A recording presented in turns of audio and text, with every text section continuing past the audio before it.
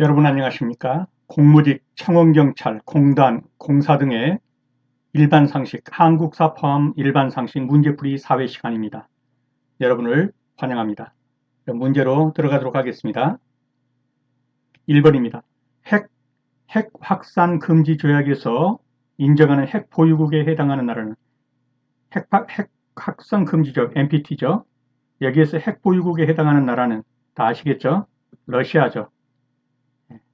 이런 나라는 핵 보유국이라고 NPT에서 인정하지 않습니다. 그래서 NPT 핵확산 금지 조약에서 인정하는 핵 보유국은 미국, 영국, 프랑스, 러시아, 중국입니다. 5개국, 미국, 영국, 프랑스, 러시아, 중국이 핵 보유국으로 정식으로 인정되어 있는 나라들입니다. 이번에 그 공사공단 등의 시험에서요, 우크라이나 대통령이 누구냐 이렇게 물었던 시험도 있었다고 그래요. 다 아시겠죠? 이렇게 쓰면은 좀 욕먹을지 모르겠어요. 잘난 새끼? 잘난 새끼는 아니고 젤란스키죠. 네, 애우기 좋게 하라고 제가 잘난스키 그러는데 이 젤란스키가 우크라이나 대통령이죠. 우크라이나 수도는 어디예요? 키이우죠, 키이우. 네. 러시아 대통령이 누군지는 다 아시겠죠. 푸틴이죠. 혹시 시험에 나올지도 모르겠어요. 핵확산 금지 지역에서 인정한 핵보유에 해당하는 나라 러시아입니다.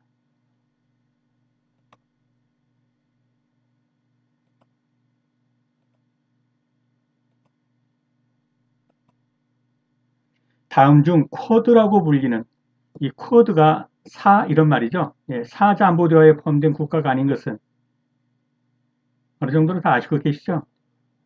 이 나라들이죠. 한 나라는 또 어딜까요? 미국과 항상 따라가는 나라. 일본. 미국, 일본, 호주, 인도. 이게 사자 쿼드입니다. 이 사자 안보 대화의 주요 그 대상이 누굽니까? 그렇죠. 중국을 견제하기 위해서 한 거예요. 중국 견제. 동아시아에서 중국이 패권주의로 지금 달려들고 있잖아요. 이걸 견제하기 위해서 미국을 중심으로 해서 미국, 일본, 호주, 인도가 이 사자 쿼드에 들어간 겁니다. 중국이 들어간다고 하면 안 되겠죠. 중국을 견제하기 위한 거니까. 답은 2번입니다. 그래서 미국, 일본, 인도, 호주로 구성된 안보협의체, 이것이 사자안보대화 쿼드입니다. 주로 중국의 패권주의에 대해서 견제의 목적으로 결성된 것입니다. 우리나라 헌법이 보장하는 기본권 중 하나로 안락하고 만족스러운 삶, 안락하고 만족스러우면 뭐겠어요? 이것이 행복이죠, 행복. 그래서 이런 삶을 추구한다 그러면 이게 뭐겠어요? 행복 추구권이 되겠죠. 안락하고 만족스러운 삶을 추구할 수 있는 권리는 행복 추구권입니다.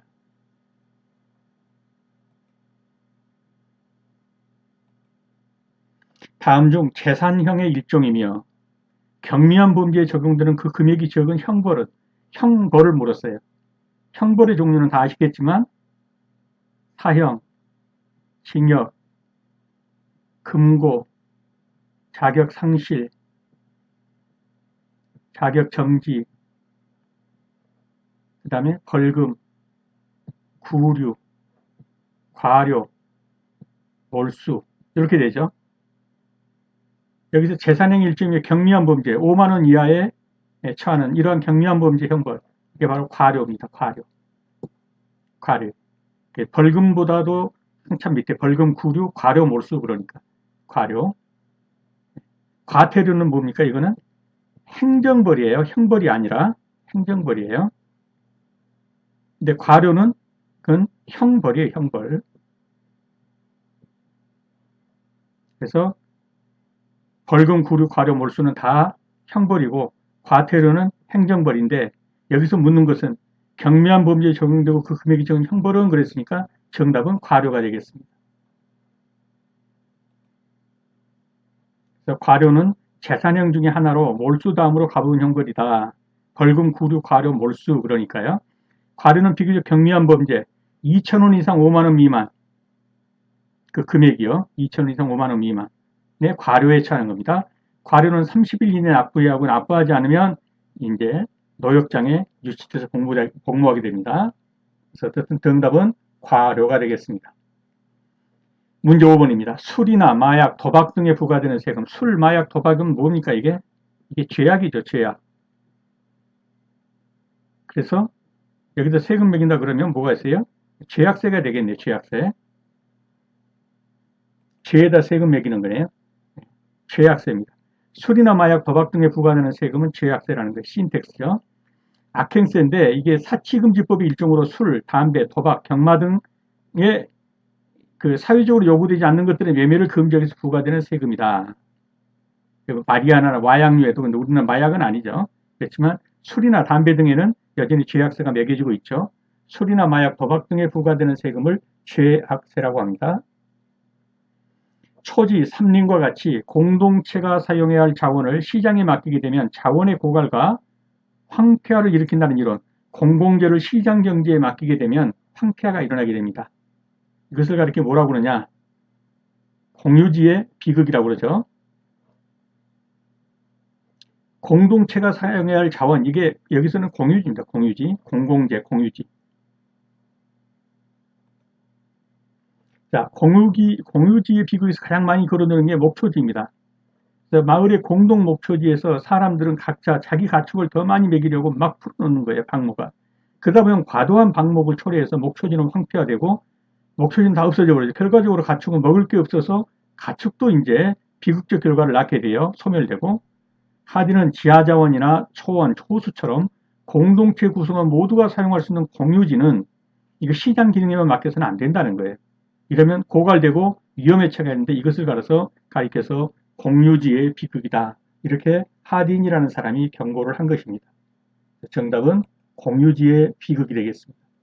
초지나 산림과 같이 공동체가 사용할 공공재원을 단지 사적 시장 경제에 이루다 맡긴다면 황폐화된다. 공유지의 비극이다. 안건에 대한 반대 의견을 차단하기 위해서 미리서 내 안건에 찬성할 사람들을 앉혀놓는 거예요. 그래서 분위기를 조성을 띄우는 거죠. 스틴저가 주장했다고 해서 스틴저 효과예요. 이렇게 탁자가 있으면 대부분 안건을 중에서 여기 앉았으면 이걸 반대하는 사람이 여기 앉는다는 거죠. 맞은편에. 그럼 나는 내 주장을 뒷받침하는 강력한 사람들을 요 가장자리에다 앉히는 거예요. 주로. 그리고 이렇게 포진시켜 놓는 거예요.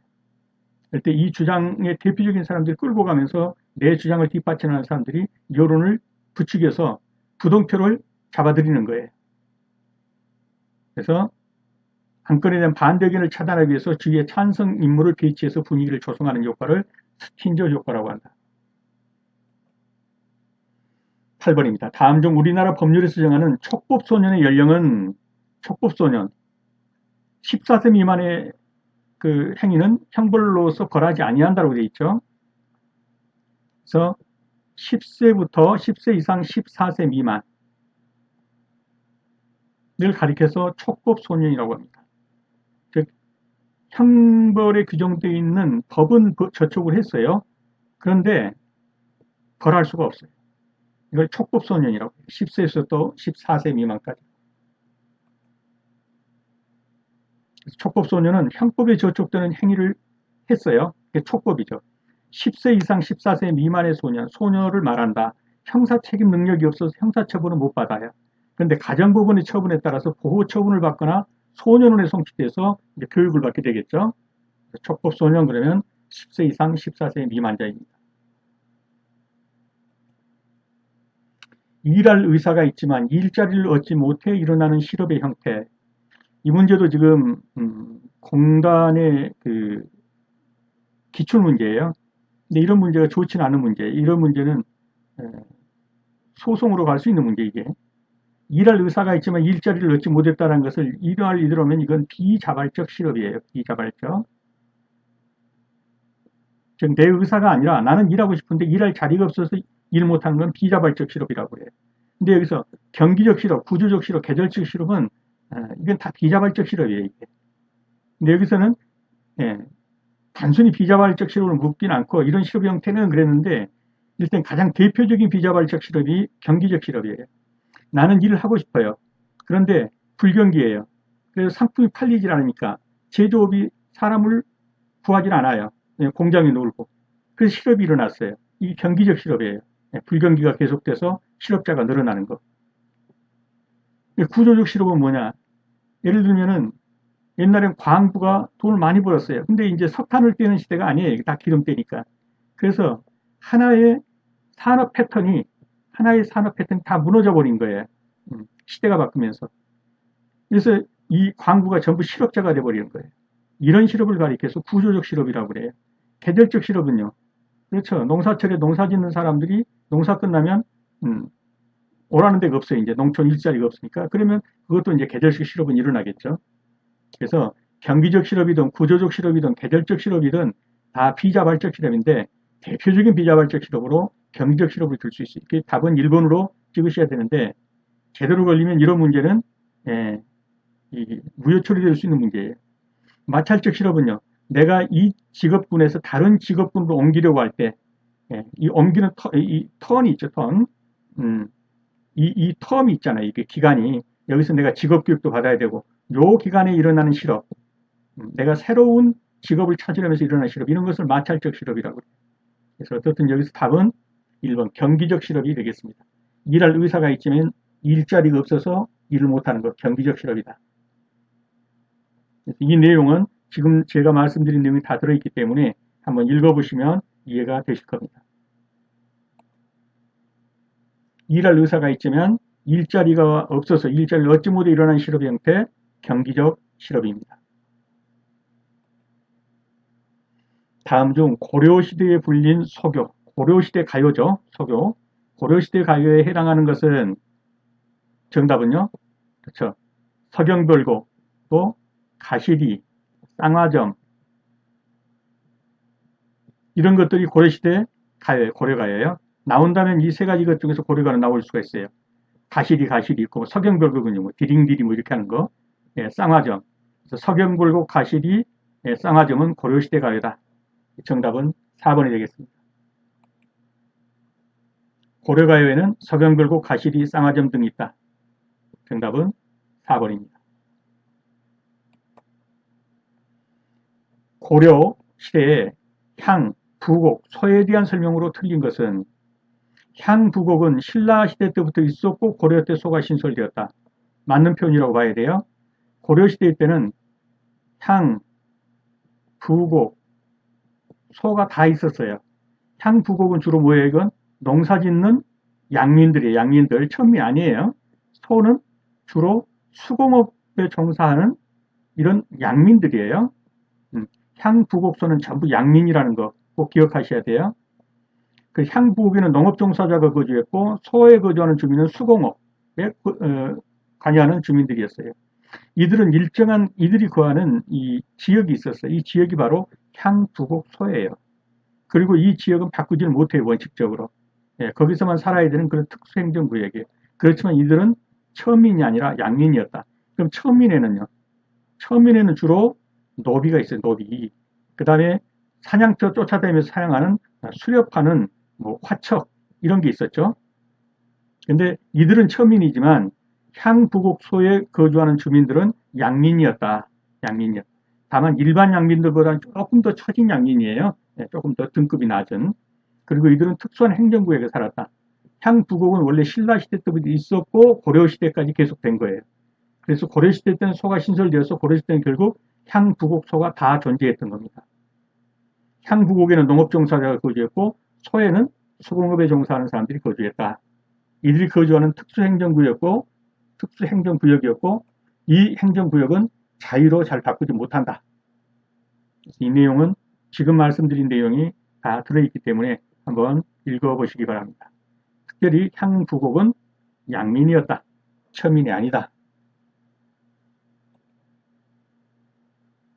그래서 향부곡소를 천민들이 거주하는 행정구역이다 그러면 틀렸다.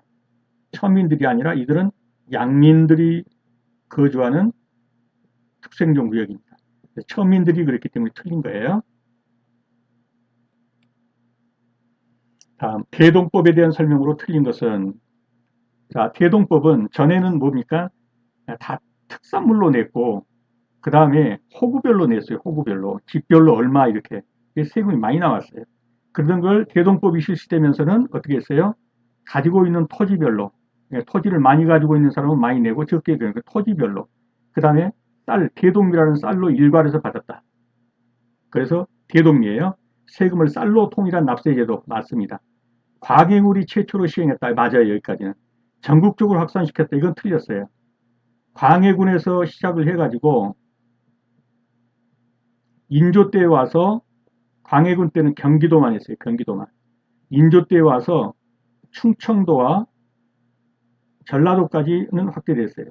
그 다음에 1700년대 말에 와서쯤에서야 이게 전국적으로 실시된 거예요. 그래서 광해군 때 시작은 했지만 광해군 때 전국으로 확산시켰다 그러면 틀린 거예요. 정답은 2번이 되겠네요. 농민에게 과중하게 부과된 세금이 어느 정도 경감되었어요. 왜냐하면 호구별로 한 게 아니라 가지고 있는 땅을 위주로 해서 매겼기 때문에 세금이 많이 경감되었어요. 전국적으로 확산되면서는 이제 다시 쌀뿐만 아니라 옷감 동전으로도 납부할 수 있었다. 라는 표현이에요. 틀린 것은 2번이 되겠습니다.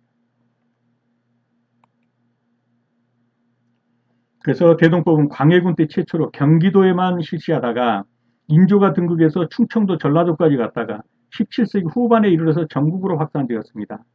공납을 호구수가 아닌 토지를 기준으로 부과했기 때문에 농민의 부담이 크게 줄어들었고 공인이 등장해서 대동미를 사용했고 이렇게 바꾸는 과정에서 어떤 상업의 발달에 영향을 미쳤다.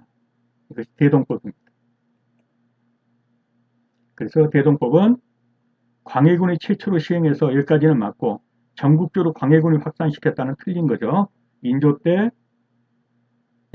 충청도와 전라도까지 그리고 1700년대 말에 가서야 전국적으로 확산된 겁니다. 13번입니다. 정조의 상업정책인 신해통공에 대한 설명으로 옳지 않은 것. 자, 신해통공을 보려면 육의전, 시전, 금난정권,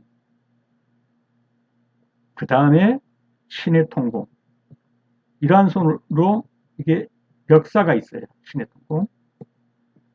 근데 어떻든 중국에 다녀왔다는 최저경의 권유로 시행된 상업정책이라 맞아요. 유기전을 제외한 시전 상인들의 금난 정권을 폐지시켰다. 이게 맞는 거예요. 이 금난 정권을 이 시전 상인들이 가지고 있는 금난 정권을 폐지한 거예요. 시전 상인들이 다 없어져 버린 계기가 된 거예요. 정조의 통평정책을 수행하기 위한 정치적 의도도 깔려 있다. 맞는 표현이에요. 사상이 시장을 독점하고 장악하고 독점해서 일으킨 폐단을 해소하기 위함이었다. 이게 틀린 거예요. 이 사상이라는 건 이런 거죠. 개인 상인들 이런 말인데 사상이 시장을 장악하고 독점한 이것이 아니고 시전이 금난 정권을 과도하게 통제하면서 일으킨 그런 폐단을 해소하기 위해서 나온 거예요. 그래서 이 신의 통공으로 인해서 없어지고 걸러진 것이 시전이에요. 사상이 없어진 게 아니고 시전이 없어지면서 통제받던 사상이 오히려 더 이제 활발하게 하면서 조선시대 말에 보니까 이 상업활동을 활발하게 하는 계기가 된 거예요. 그 전에는 상놈이라고 멸시받던 사람들이 이제 신흥 부자들로 일어나게 되는 그러한 계기가 된 것이 바로 신의 통공이 그 촉발의 원인을 밝혀준 거예요. 정답은 4번이 되겠습니다. 이것은 이 문제가 비슷하게 나오고 나면 풀어야 되기 때문에 이건 좀 역사를 조금은 알아야 돼요. 맨 먼저는 유기전이에요. 유기전은 뭐냐? 종로 쪽, 지금의 종로 쪽이죠. 자리 잡고 있던 6가지의 어용상전, 즉 관아에다가 이 어전에다가 상품을 넣는 것, 명주, 종이, 어물, 모시, 비단 이런 것을 팔면서 유기전이 성립되었어요. 이들은 국가에 시작하는 부역을 변하는 대신 정부로부터 강력한 특권을 부여받고 이런 걸 납품했단 말이에요. 이런 전매권을 행사해서. 그러다가 시전이 생겼어요. 또 조선시대에 지금의 종로를 중심으로 설치한 상설시장인데 이 관아에서 임대를 해주고 오늘날로 말하면 뭐겠어요? 정식 상인이에요. 그러니까 세무서에 등록하고 하는 정식 상인이에요. 이게. 그래가지고 이들에게 뭐까지 줬냐면은 이 사상들, 아까 봤죠? 사상들, 개인 상인들이 막 이제 늘어났단 말이에요. 유기전과 시전 외에도. 왜? 살 사람들이 많으니까. 한성에 얼마나 많은 사람들이 살겠어요. 그 사람들이 다 물건을 살려고 그러겠죠. 그래서 이 시전들에게 샀는데 이 시전들이 사상들을 뭐냐면 난전하는 걸 금지시킬 수 있는 권리를 받았어요. 유기전하고 시전이 한성 내에 37개 시전이 있었는데 이걸 너무 과도하게 사용하면서 이 개인 상인들을 과도하게 탄압을 한 거예요. 그러다 보니까 주민들로부터도 물건을 싸게 사서 좋은데 왜 없애려고 하냐. 뭐 이런 이제 상소문들이 올라가는 거죠. 그러다가 중국에 가서 견문이 넓어진 한 사람이 들어왔는데 그 사람 이름이 최재공이에요. 이 사람이 이래서는 안 됩니다. 이 시전 이거 없애야 됩니다. 해가지고 이 시전을 다 없애버리고 이들에게 있던 이 난전을 다스리는 권리죠. 이 개인 상인들이 난전하던 그 난전을 다스리는 권리를 폐지시켜버렸어요. 금난정권. 이것이 신의 통공이에요. 그러니까 쉽게 말하면 정식 등록받고 하던 이 탄압하던 이 사람들을 없애버리고 사상, 개인 상인들, 등록은 안 받았지만 상업행위라는 이런 개인 상인들을 풀어놓는 거예요. 그래서 유기전 외의 모든 시전에게는 금난정권을 뺏어버렸어요. 통일경을 허용하지 않고. 그리고 20, 30년 미만인 시전은 전부 폐지해버렸어요. 그러면서 오히려 이제 이 개인 상인들, 사상들이 많이 일어나서 상업활동을 하면서 조선시대 후기에 상업발전에 도움을 준 사람들이 이제 이 사상들이죠. 그래서 신흥 부자 세력들이 탄생하게 된 겁니다. 그래서 정교 상업정책인 신의 통공에 따르면 사상이 시장을 장악하고 독점을 일으킨 폐단을 해소하는 게 아니라 시전이 과도하게 그죠? 시장을 장악하고 독점하려고 하면서 일으킨 폐단. 그래서 시전을 없애버리는 거. 사상이라는 게 틀린 거죠.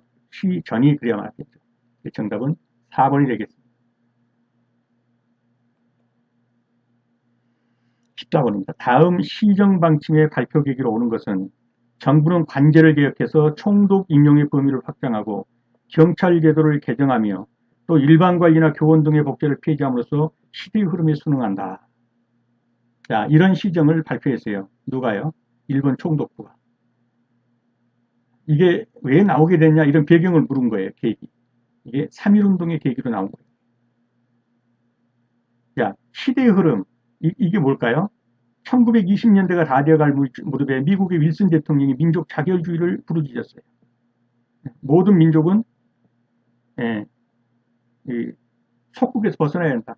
그래서 영국이 인도를 내놓고 프랑스령 뭐 이런 나라들이 전부 다 이제 독립을 시켜야 되는 미국이 이걸 대대적으로 부르짖는 거죠. 모든 그 예속 국가들은 독립할 자유가 있다. 그러니까 어떻게 됐어요? 우리나라를 지금 복속시켰던 일본도 뜨끔하겠죠. 거기다 3.1운동이 일어났죠. 그래서 무단정치, 칼 차고 다스리는 데서 뭡니까? 이제는 문화정치로 바꾸려고 한 거예요. 왜? 칼만 차고 다스렸더니 안 되더라. 그래서 무단정치에서 문화정치로 지금 변경하는 과정이 이게 교원도 전에는 뭐 했어요? 혁대에다 칼 차고 가르쳤단 말이에요. 이런 것도 이제 칼 빼버려라. 그래가지고 사복 입고 가르쳐라. 전에는 경찰도 뭐 했어요? 헌병경찰이었는데 헌병을 폐지하고 일반 순사제도를 둬가지고 이런 것이 다 뭡니까? 3.1운동의 결과로 나온 것이다. 14번에 2번이 정답이 되겠습니다.